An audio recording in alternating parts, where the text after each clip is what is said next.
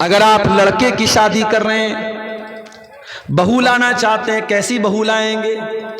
اللہ کے پیارے نبی فرماتے ہیں تنکح المرأۃ لاربعین، عورت کی شادی ہوتی ہے تو 4 چیزیں عورت کے اندر دیکھی جاتی ہیں، لمالہا ولحسبہا ولجمالہا ولدینہا، عورت کا پیسہ دیکھا جاتا ہے، عورت کی خوبصورتی دیکھی جاتی ہے، عورت کا خاندان دیکھا جاتا ہے، اور عورت کی دینداری دیکھی جاتی ہے۔ آپ نے فرمایا فاظفر بذات الدین، تم دیندار عورت کو اپنے گھر میں لے کے آ جاؤ، کامیاب ہو جاؤ گے۔ تمہارے گھر میں دیندار بہو آئے گی، روزہ نماز کرنے والی بہو آئے گی، پردہ کرنے والی بہو آئے گی، دین سیکھنے والی سکھانے والی بہو آئے گی، آپ کے پورے گھر کو دیندار بنا دے گی۔ اور آپ نے خوبصورتی دیکھی، روپیہ پیسہ دیکھا، خاندان دیکھا، اور دینداری کو نہیں دیکھا، تریبت یدا کا، تو آپ کے ہاتھ خاک میں مل جائیں گے، آپ برباد ہو جائیں گے، مٹی میں مل جائیں گے۔ کامیاب ہونا ہے تو دیندار عورت کو میرے بھائیوں بہو بنا کر کے۔ اور آگے بڑھیے، لڑکے لڑکی کی شادی ہو گئی، پتی پتنی کے بندھن میں بندھ گئے۔ اب اسلام کیا کہتا ہے؟ میاں بیوی کا رشتہ پرائیویٹ رشتہ ہے، اور پرائیویٹ کو پرائیویسی میں رکھا جائے۔ میاں بیوی اپنی سیکرٹ بات کسی کو نہ بتائیں، یہ بھی بڑا چلتا ہے۔ بعض لڑکے شادی کے اگلے دن ان کے دوست لوگ پوچھتے بتاؤ کیا کیا ہوا، لڑکیوں سے ان کی سہیلیاں پوچھتی ہیں، اور پھر وہ ساری باتیں بڑے مزے لے لے کے بیان کرتی ہیں۔ حرام ہے یہ چیز میرے بھائی، اللہ کے نبی نے سختی سے منع کیا ہے۔ میاں بیوی کا رشتہ بہت ہی پرائیویٹ رشتہ ہے، اس رشتے کی باتیں بیڈ روم کے باہر نہیں جانی چاہیے۔ اسی لیے اللہ تعالیٰ قرآن میں کہتا ہے ہن لباس لکم وانتم لباس لہن، تم اپنی بیویوں کے لیے لباس ہو، تمہاری بیویاں تمہارے لیے لباس ہیں۔ لباس جو ہوتا ہے نا، ایک تو لباس اوپر سے انسان پہنتا ہے، اور ایک لباس وہ ہوتا ہے جو انسان کی باڈی کے ساتھ اٹیچ ہوتا ہے۔ انسان بنیان پہنے ہوئے ہے، اب بنیان ایک پرائیویٹ چیز ہے، تو اللہ تعالیٰ نے کہا کہ میاں بیوی ایک دوسرے کے لیے لباس ہیں۔ اب لباس میں پرائیویسی بھی آ گئی اور لباس میں خوبصورتی بھی آ گئی، یعنی شوہر کی زندگی میں بیوی خوبصورتی بن کے آتی ہے، بیوی کی زندگی میں شوہر خوبصورتی بن کے آتا ہے، اور دونوں ایک دوسرے کے لیے پرائیویسی ہوتے ہیں، ایک دوسرے کا راز بن جاتے ہیں، ایک دوسرے کے راز کی حفاظت کرتے ہیں۔ اور آگے بڑھیں، شادی ہو گئی، زندگی کی گاڑی آگے بڑھ رہی ہے۔ اب ایسا تو نہیں ہے کہ شوہر کی ہر بات بیوی کو اچھی لگے گی، بیوی کی ہر بات شوہر کو اچھی لگے گی، کبھی تو جھگڑا ہوگا، کبھی تو مسئلہ ہوگا۔ قرآن کہتا ہے اگر کبھی مسئلہ ہو جائے فَإِذُوهُنَّ، تو اے شوہرو تم اپنی بیوی کو سمجھاؤ، اگر سمجھ جائیں تو اچھی بات ہے۔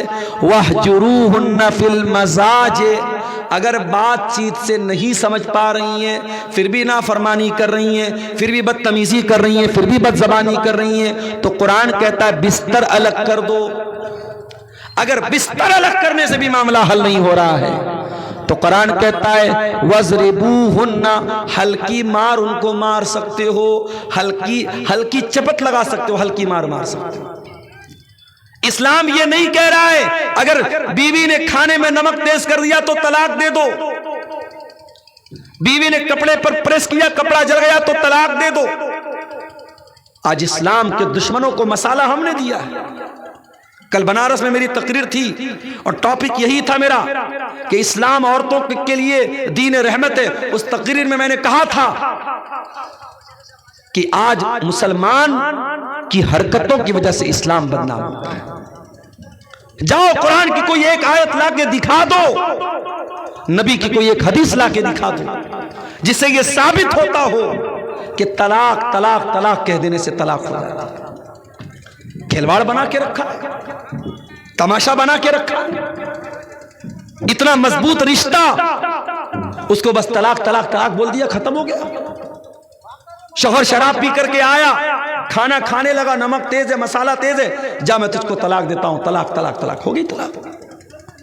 طلاق کوئی کھلواڑ نہیں ہے میرے بھائی، طلاق کا پورا ایک طریقہ ہے، پورا ایک پروسیس ہے، اور طلاق کے پہلے اسلام یہ کہتا ہے پہلے سمجھا لو، پہلے بستر الگ کر دو، اگر ضرورت پڑے تو ہلکی مار بھی مار لو، اگر ان سب سے بھی مسئلہ حل نہ بنے، مسئلہ حل نہ ہو تو قرآن کہتا ہے فَبَعْثُوا حَكَمًا مِّنْ أَهْلِهِ وَحَكَمًا مِّنْ أَهْلِهَا، لڑکے کے گھر والوں سے کسی ایک کو پنچ بنا لو، لڑکی کے گھر والوں میں سے کسی ایک کو پنچ بنا لو، اور دونوں پنچ مل کر کے غور کرے اور رشتے کو بچانے کی کوشش کرے۔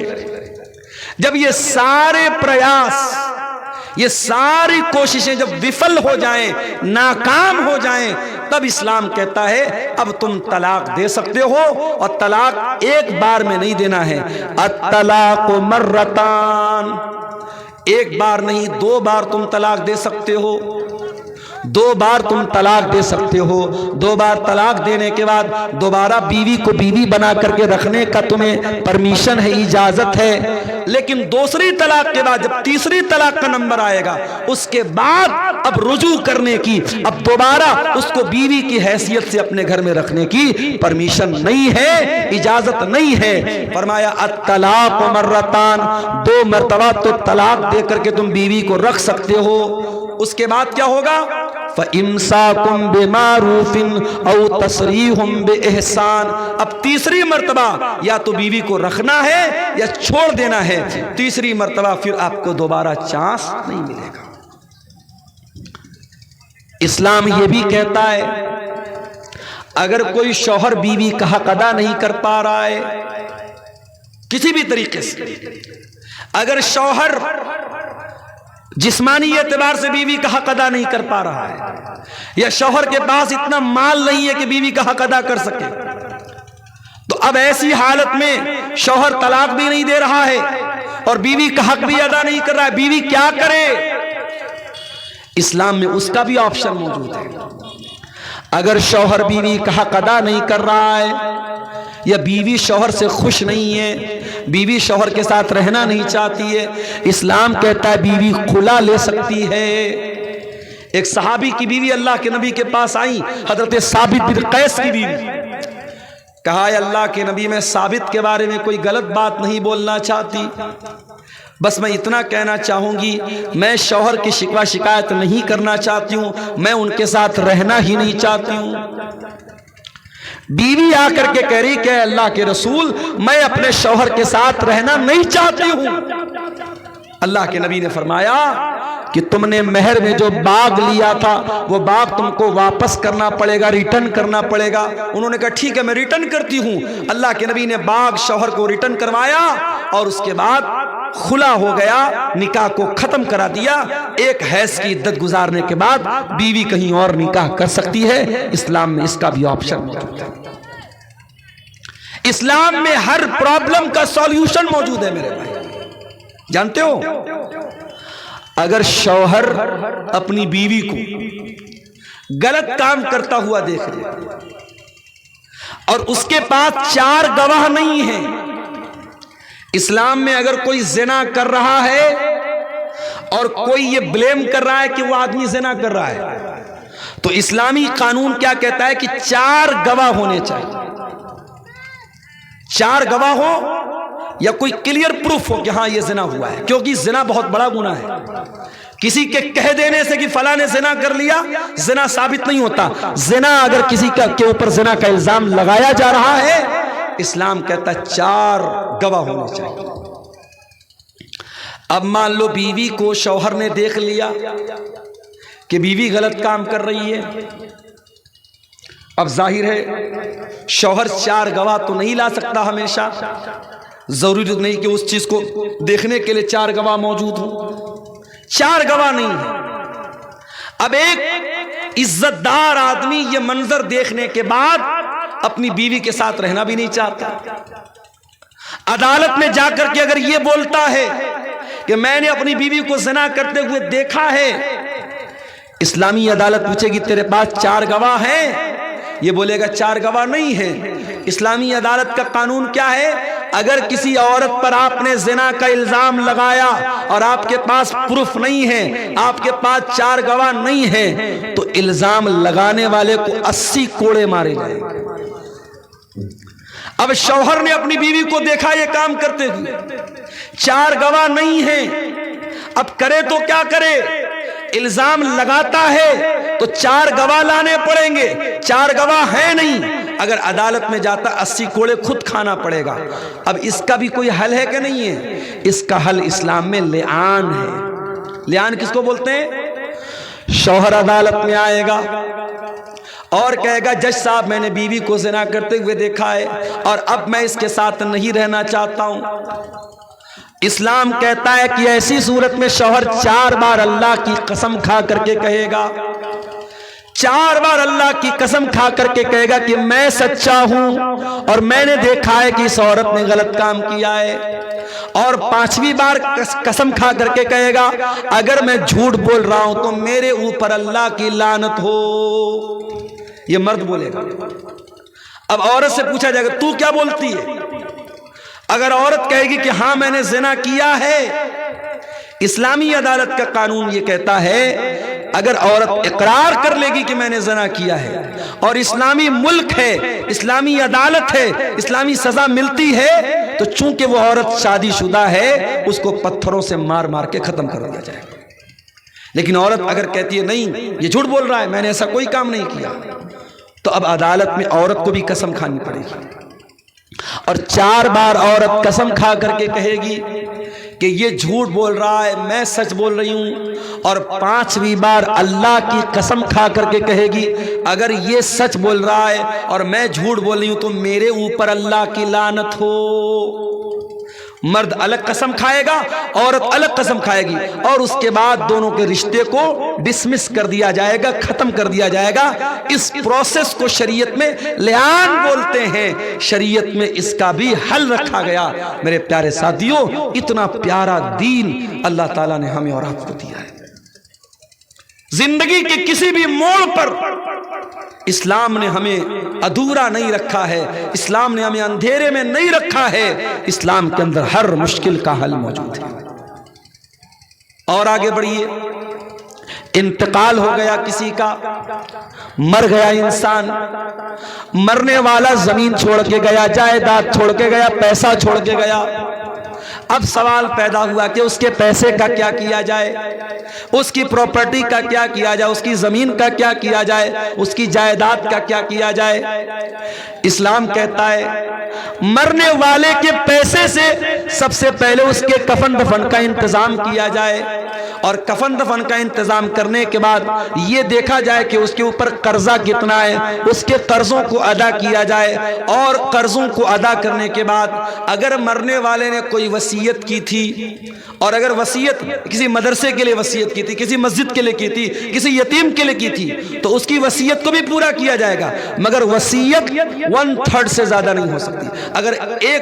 اگر مان لیجئے کہ 90 لاکھ روپیہ چھوڑ کے گیا ہے تو 90 لاکھ میں سے 30 لاکھ روپے تک کی وصیت کر سکتا ہے، 30 لاکھ سے زیادہ کی نہیں کر سکتا۔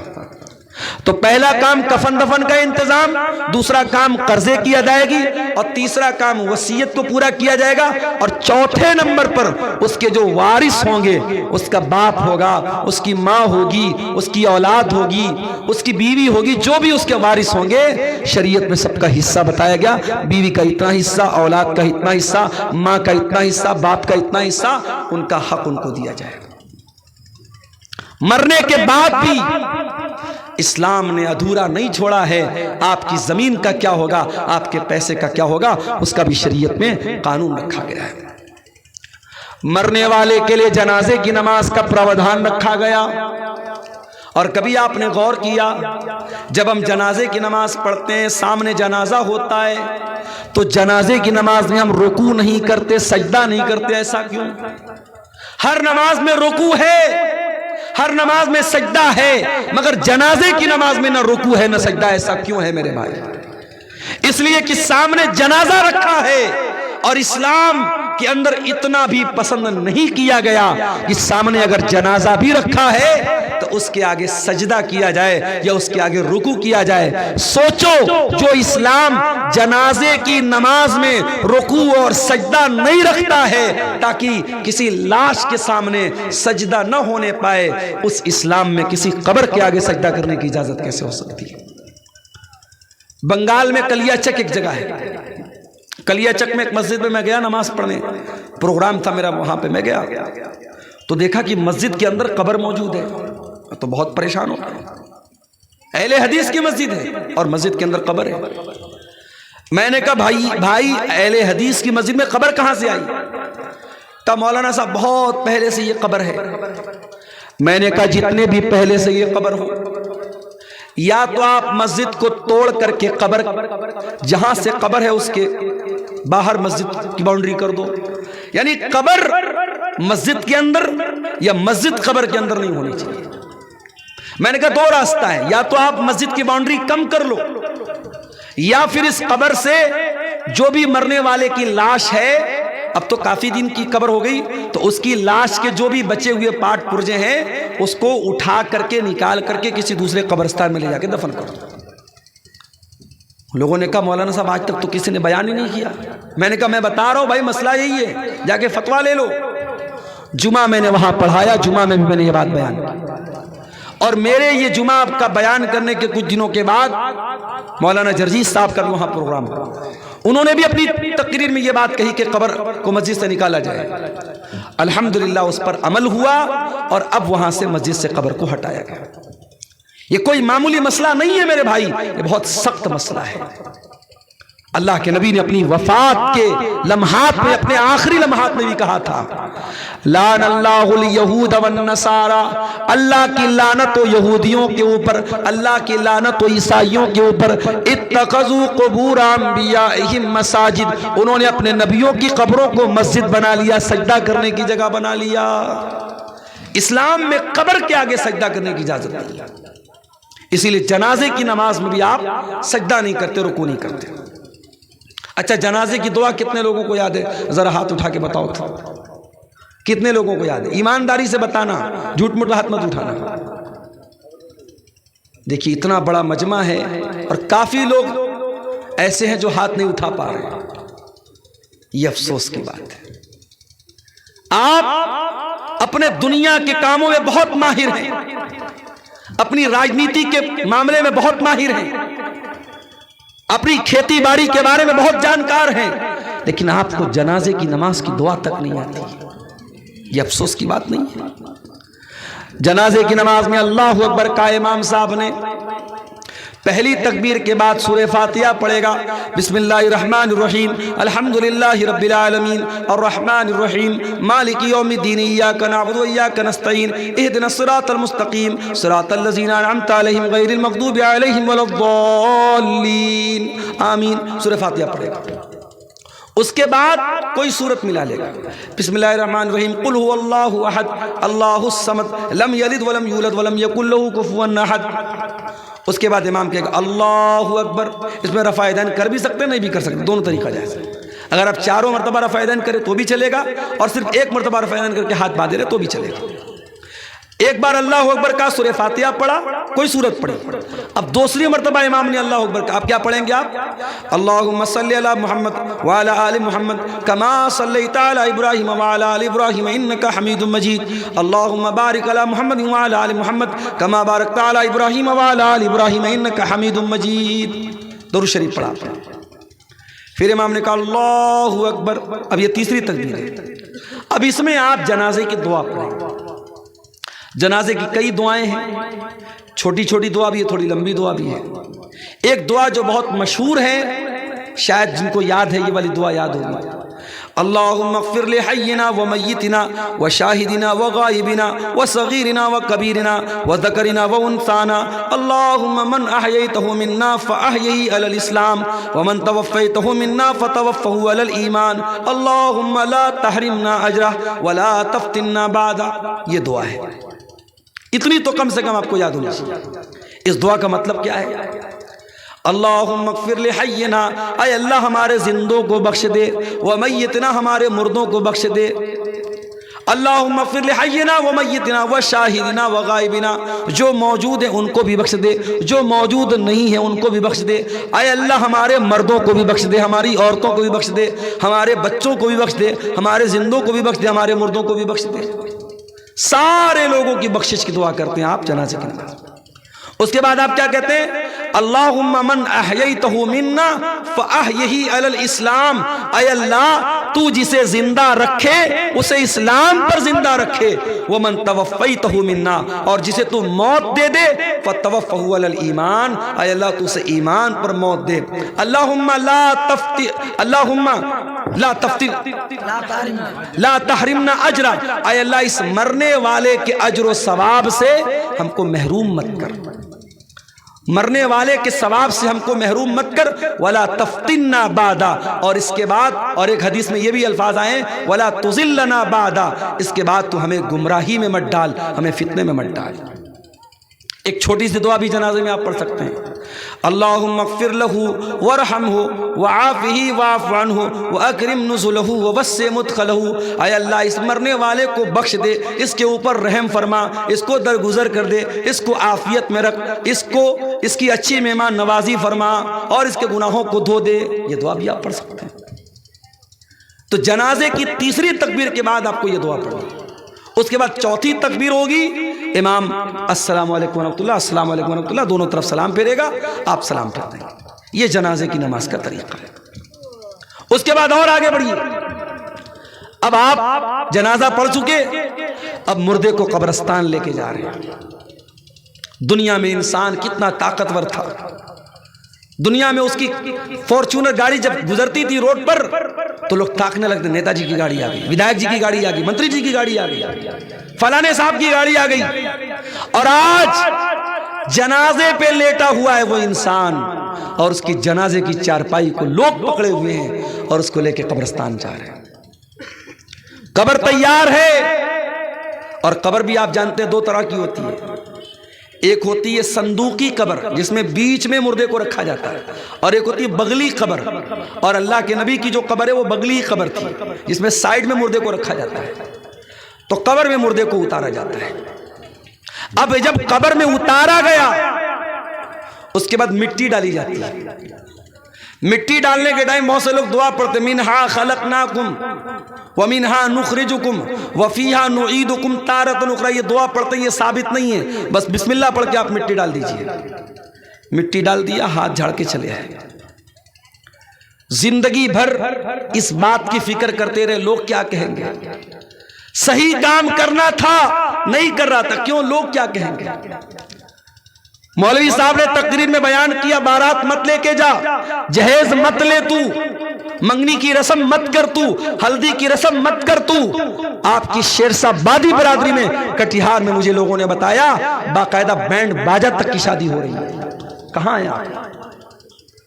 اتنے بڑے بڑے جلسے اور ہندوستان کے چنندہ علماء کو بلانے کا کیا فائدہ ہے اگر آپ کی برادری کے اندر جو الحمدللہ 80% اہل حدیث لوگ ہیں، آپ کی برادری میں ابھی بھی اگر ناچ گانے کے ساتھ اور بینڈ باجے کے ساتھ اگر شادی ہو رہی ہے اور 2-2 لاکھ روپیہ کیش لے کے شادی ہو رہی تو کیا مطلب ہے میرے بھائی؟ لیکن بہت ساری رسم و رواج کی بات آتی ہے، لوگوں کا یہی کہنا رہتا لوگ کیا کہیں گے۔ ارے لوگ کچھ بھی کہیں تو یہ دیکھ اللہ کیا کہے گا، تجھے حساب اللہ کو دینا ہے، لوگوں کو نہیں دینا ہے۔ لوگ تو تیرے مرنے کے بعد آئیں گے، قبر پہ مٹی دیں گے، ہاتھ جھاڑیں گے، چلے جائیں گے۔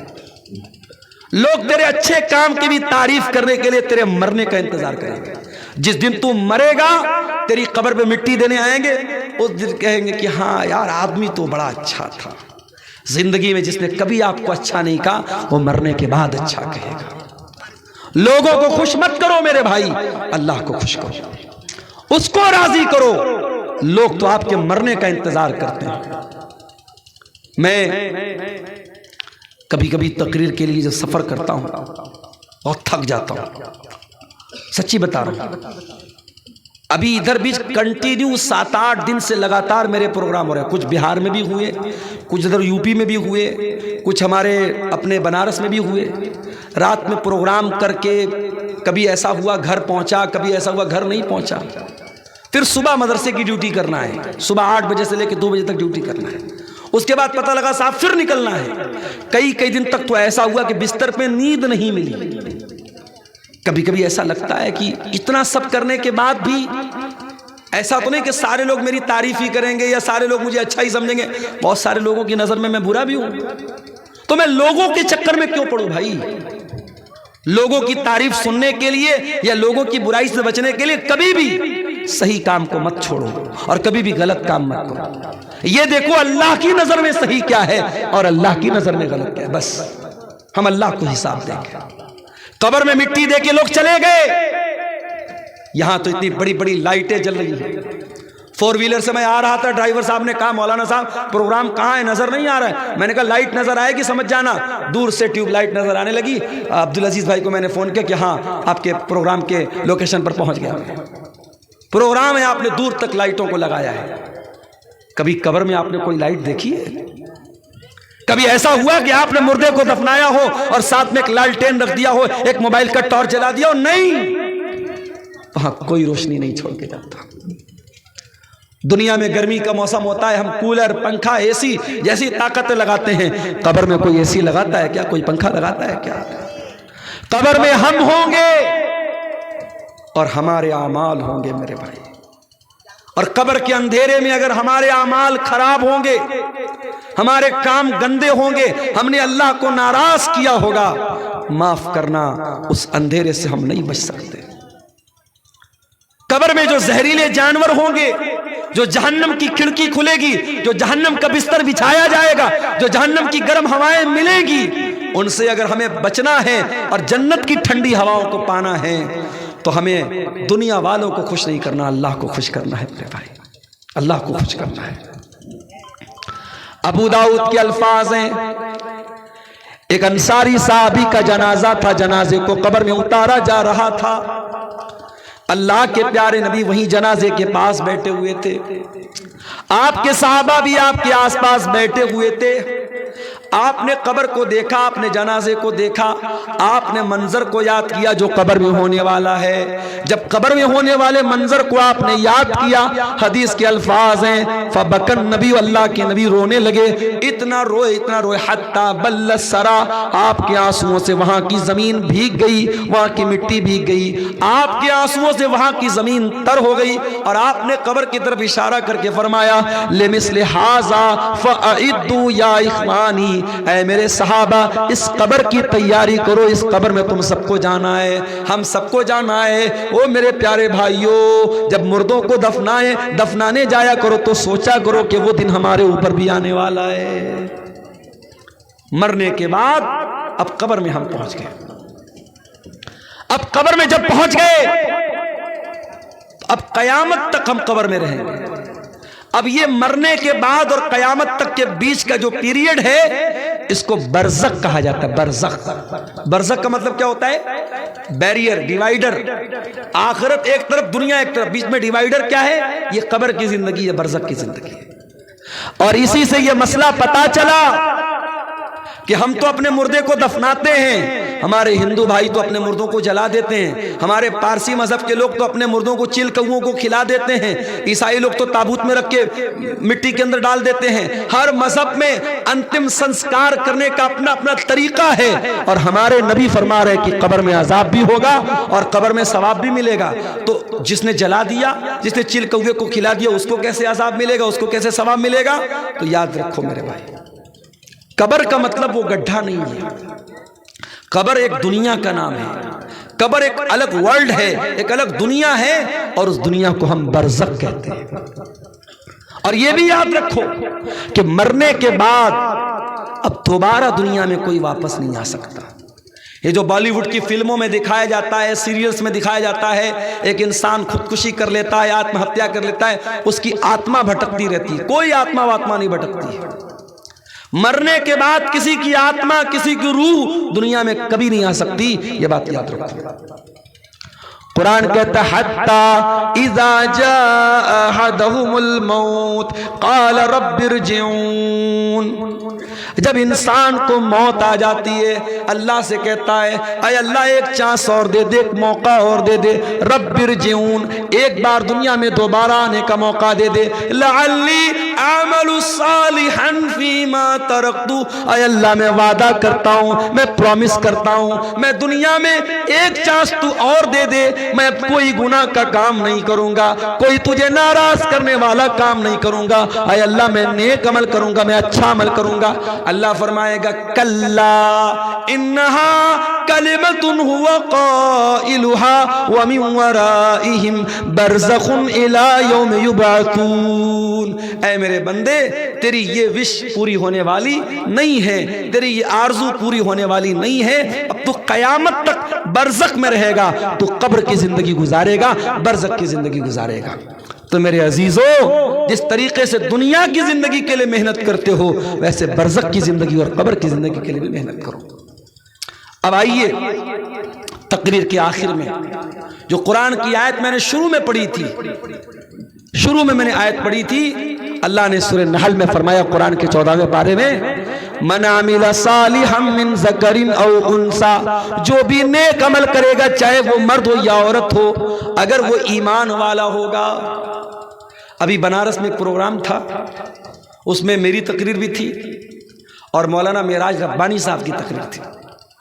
اب معراج ربانی صاحب کو تو آپ جانتے ہی ہیں، کسی زمانے میں خاص طور سے بدعتی لوگوں کے خلاف ان کی بڑی تگڑی تگڑی تقریریں موجود ہیں۔ تو بدعتی لوگوں نے وہاں جہاں بنارس میں پروگرام تھا، ان لوگوں نے ایک میسج وائرل کیا اور خاص طور سے شیخ معراج ربانی کا نام لے کر کے کہا کہ صاحب یہ تو بہت بڑا گستاخ ہے اور نبی کو نہیں مانتا ہے، نبی کا گستاخ ہے، اور نبی کی قبر کے اوپر جو گنبد بنا اس کو گرانے کی بات کرتا ہے، ایسے گستاخ کی تقریر ہم نہیں ہونے دیں گے وغیرہ وغیرہ۔ تو وہ میسج دیکھ کر مجھے تو بہت غصہ آیا۔ تو کل جب میری تقریر تھی بنارس میں پرسوں، تو میں نے ایک بات کہی، میں نے کہا یہ لمبی لمبی ٹوپی اور یہ لمبی لمبی پگڑی پہن کر کے آپ اللہ کے عذاب سے نہیں بچ سکتے۔ اللہ کے یہاں یہ نہیں دیکھا جائے گا آپ کا کرتا کتنا لمبا تھا، آپ کی ٹوپی قطب مینار کی طرح اونچی تھی کہ نہیں تھی، اور آپ کی پگڑی کتنی لمبی تھی۔ اللہ کے یہاں یہ دیکھا جائے گا آپ ایمان پر تھے کہ نہیں تھے، آپ توحید پر تھے کہ نہیں تھے۔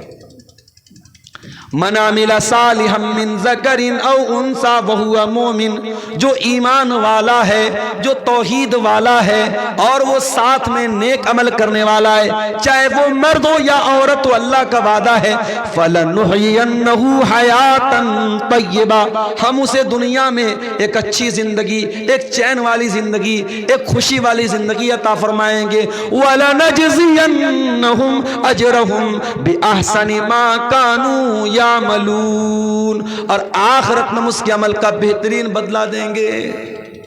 دین پر عمل کر میرے بھائی، دین پر گارنٹی ہے اللہ کی، تیری دنیا بھی چین والی ہو جائے گی، تیرے بچے تیرے فرما بردار بن جائیں گے، تیری بیوی تیری بات مانے گی، تیرے ماں باپ تجھے دعائیں دیں گے، تیرے گھر میں برکت آئے گی۔ لیکن اگر تو دین پر نہیں چلے گا، تو حرام کام کرے گا، حرام کمائی کو گھر میں لائے گا، حرام روزی کو گھر میں لائے گا، تیرے گھر کی برکت ختم، تیری اولاد بھی نافرمان، تیری بیوی بھی نافرمان، تیرے گھر کا سکھ چین سب ختم ہو جائے گا۔ تو دین پر چلو میرے پیارے ساتھیوں۔